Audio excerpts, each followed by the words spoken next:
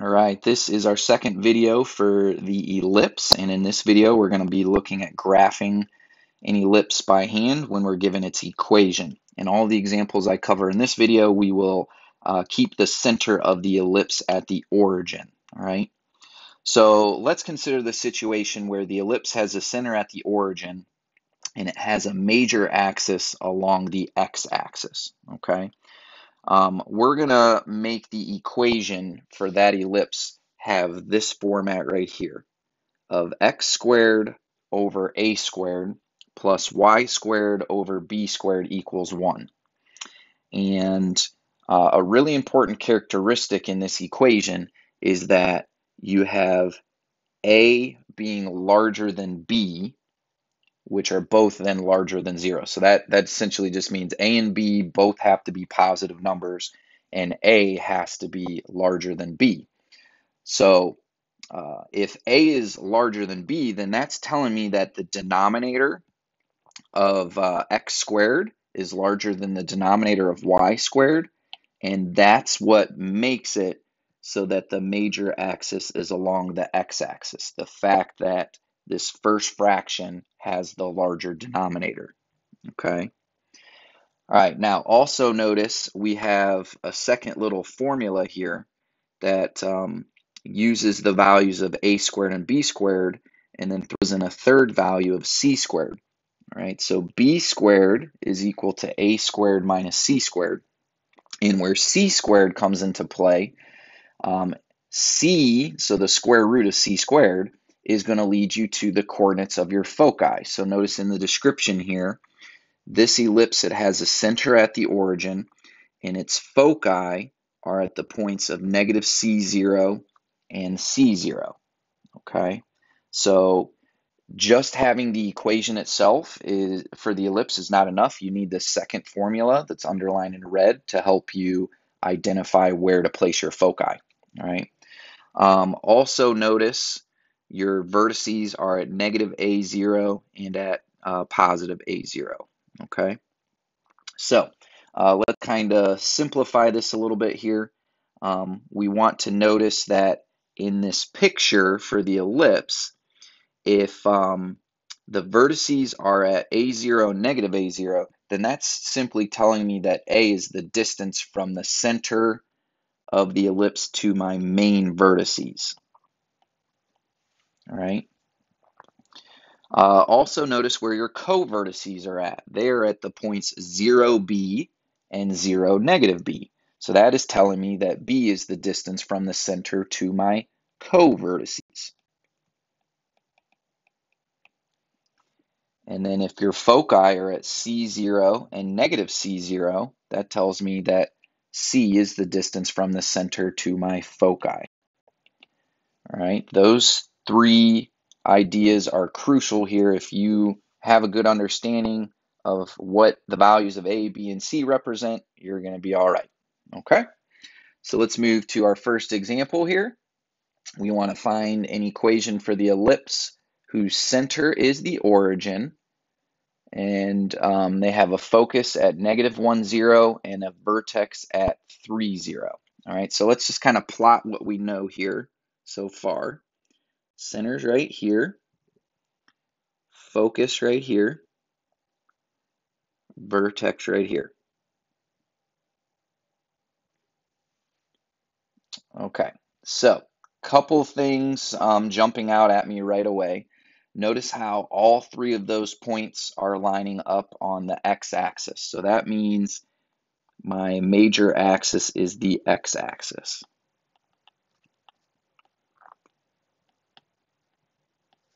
All right, and I can tell you the values of A and C that are going to relate to my equation based on these points that were given. Okay, so A is going to be 3 units, which again is just the distance from center to my vertex.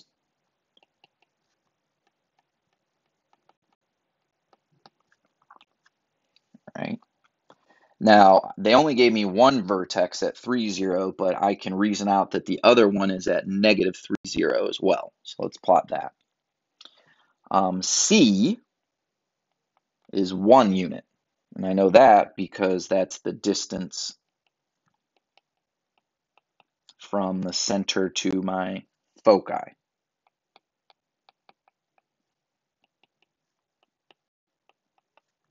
right.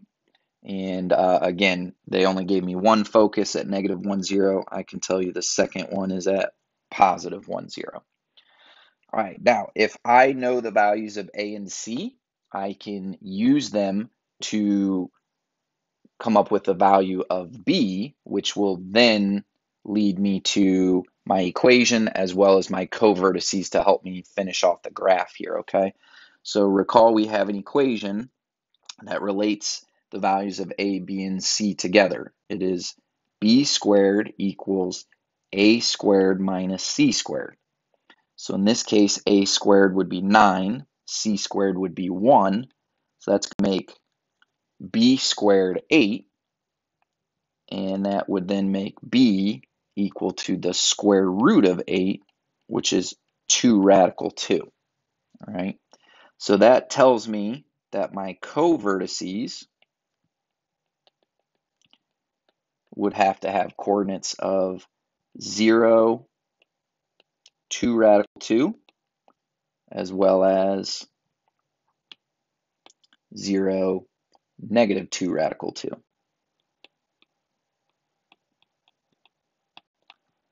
right, and we'll just have to estimate their locations. 2 radical 2 is just a little bit smaller than 3 units, so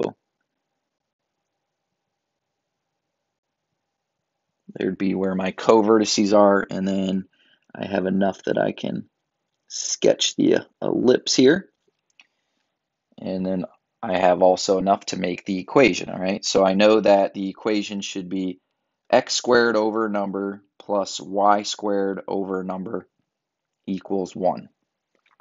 All right.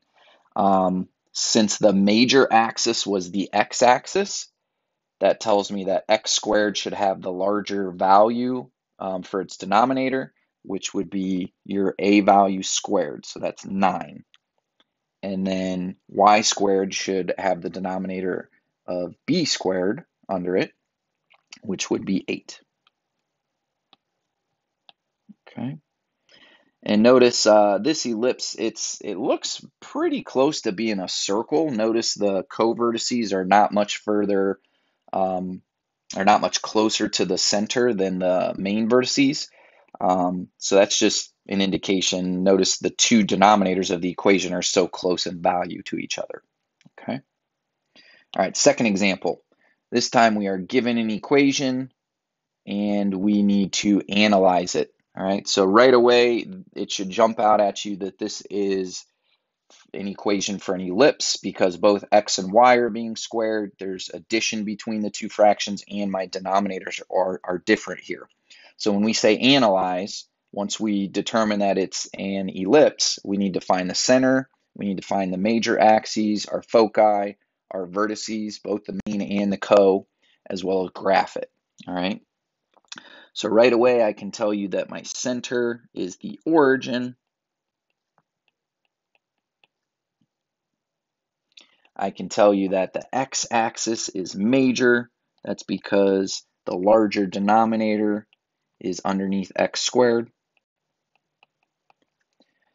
I can tell you that a squared is 9, making a 3. So that's going to lead me to my vertices, which are the points of plus or minus 3, 0. So 3, 0, negative 3, 0. B squared is 4, making b, of course, 2. So my covertices would have to be 0 plus or minus 2. 2 units above and 2 units below the center. All right, and then when I graph, I should also include the foci for the ellipse, since that's how I'm defining the ellipse is in terms of the foci. So I use this equation, that relates a, b, and c together. So b squared is 4, a squared is 9. Trying to find c here. So subtract 9, divide by a negative, you'll end up with c squared equaling 5. That means c is the square root of 5.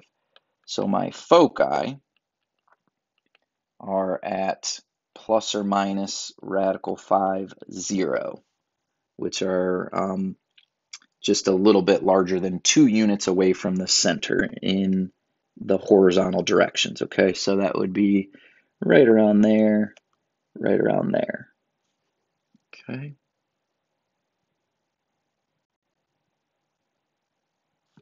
And there you have your ellipse. All right. Now let's, these two examples involve the major axis being the x-axis. If we want to make the major axis the y-axis, really the only thing that changes in our equation is we now have to put the larger number underneath y squared, right? This is nothing new. We've observed this already. So now the equation becomes x squared over b squared plus y squared over a squared equals 1, where a is still the larger number between a and b. Other than that, everything really remains the same, okay? So let's just move into our last example here. We want to analyze the equation 16x squared plus y squared equals 16. All right, now this is not quite in the form that I want it to be in right now. I like my equations to be set equal to 1. So to do that, I'm just going to divide everything by that constant of 16. That's going to lead me to x squared over 1 plus y squared over 16 equals 1. So now it's in the form that I need it to be in to identify all my important pieces of information. The first of which is that the center is still at the origin. The major axis is now the y-axis. That's because y squared has the larger denominator under it. A squared is 16, making a 4. So my main vertices would be along the y-axis. They would be at 0 plus or minus 4. So here and here. B squared is equal to 1, which means B is also 1. So my co-vertices are along the x-axis at plus or minus 1, 0. So this is a really tall, narrow parabola. All right, and then we need our foci. Again, use the equation that relates A, B, and C together. So B squared is 1, C squared 16, or I'm sorry, A squared 16. That means C squared is going to equal 15. C is the square root of 15. So that means my foci are along the y-axis at 0 plus or minus the square root of 15. Okay, and that means they're really, really close to the actual main vertices. All right, so we zoom in here, and here would be where my two foci are. Notice that the narrower the ellipse is, the closer the focus points get to your main vertices, and the more the ellipse takes on a circular appearance, the closer the foci are going to get to the center. Okay. All right, that's it for this video.